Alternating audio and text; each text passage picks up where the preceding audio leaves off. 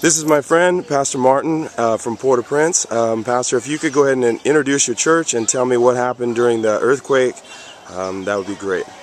Thank you, Jimmy, especially for taking the time to come down here all the way from Seattle, Washington, and some other friends from Idaho. We really appreciate your concern for Haiti and especially for our ministry. As you said it, my name is Martin Eitenne, and I'm a pastor, missionary, working down in Haiti. Our church is called Agape Evangelical Church, and this is a ministry of 11 years old, and we've been working especially with the poor. And thanks again for coming. When the earthquake hit Haiti on the 12th of January, this was just a surprise for all the Haitians, especially this is for the first time for this generation. People who are even way older than us have never experienced an earthquake in the country. So this was just like a big surprise as we go around the city of Port-au-Prince, which is very, very destroyed. And I was in my house. It was pretty close to 5 o'clock, 10 to 5, when I heard a big noise and my house started shaking. And my kids, my 4 kids, my wife, my mother-in-law, all of us were inside of our building. But I didn't realize what happened outside. So I stayed inside all the way through the earthquake. And after the earthquake, after the damage, after the earthquake stopped, so when I went outside, and this is where we realized my whole neighborhood is gone. And it was just a miracle to see how almost all the houses, like on my side, where my house is located, on the side of the side of the street, all of the other houses collapsed. Only mine remained, and we thank God for that. I'm not telling you guys that we are better than our neighbors or we're better than all the rest of the Haitians. About 400,000 to 500,000 people died, and we are not better than these people, but we are so fortunate that we are still there. So me, my wife, my kids, we are very well, even when the house is no longer livable. Pastor Martin, what kind of things are you doing now to reach out to the community?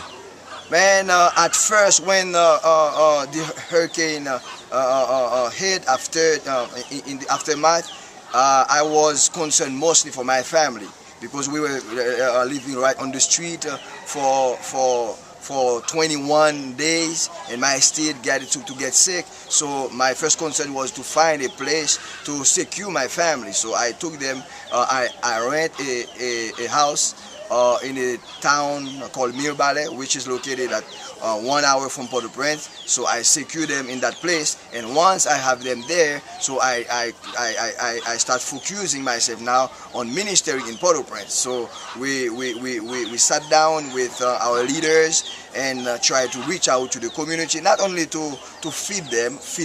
We have a feeding program thanks to the guys from Seattle, Washington, and my friend Damon Breadhour, who has been here since 2 days after the earthquake. So we've been reaching out, serving people in our neighborhood, on the camp where we are, and in my church neighborhood. So we have serving people in 2 different neighborhoods. So we serve meal, and every day we have an average of 500 or 400 to 500 people we serve food. But not only that, not only the feeding program, but we pray with people, we are there with them, we sleep where they sleep. So we eat what they eat, So this is such a time to be there for your people. And we're not talking people, we're not talking especially about Christian. We talk about the people in the community, our church people, and other people in the community. And for the future, what do you see for Port-au-Prince and Café and the areas that you minister in? What would you like to do, and how can we help? We would like to continue with the feeding program, but as you know it, you cannot simply stay on feeding program. So in the near future, we may start doing some kind of like microfinance. So microfinance, so that people can find some money and do something for themselves. We will continue with the feeding program, just like a transition. I'm talking for our ministry. I do know that Port-au-Prince is a big mess. So like the saying said, how do you eat an elephant? It's bit by bit. So we are doing our part. Our brothers and sisters back to Seattle, back to Idaho, and some other friends, we doing our small part. We can just do microfinance. You guys, you can set up teams of maybe medical team. So we can do some other things, just this kind of ministry as well. Pastor Martin, we really appreciate having the opportunity to be able to serve with you. What kind of things would you like to see in the future, as far as maybe teams coming down, or what's your vision for as far as partnering with the people from Seattle and Idaho? I think first of all, before I ask about team coming, I would like to thank you for this first one who came last week. And you guys will do a very good job. This is the first one. We do know this is the first one that we will learn from the lesson what you have learned from this. So now we are waiting.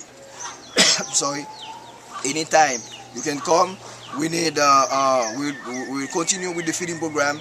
You can come with a medical team, people who got knowledge in the medical field, and later on, we will need a construction team, as we got churches that are destroyed that will need to be rebuilt. So most of all, we need money, because as you know, all of this we talk about will require money to rebuild, to help people get shelter. Some people, as you walk through Port-au-Prince, you see most of the people, they are living outside. Some have their houses destroyed. Building will need to be rebuilt. So I think step by step, as we move on in teams coming, we will learn a lot, and the more we learn, the better we will serve the people. But once again, thank you for this first step, and we know God will bless this first step, and we will do a meaningful impact on the people we serve. God bless you all. Thank you for the one who provide the resource, the finance for you to come down here. We appreciate your concern. We appreciate your help, on behalf of Agape Evangelical Church, on behalf of the people of Cafu, on behalf of the people of Cité Soleil, where we are going to have our last feeding program. I would like to thank all of you who donate. God will, we may not be able to pay you back, but God will pay you back. God bless you. We thank you and we love you. Bye-bye.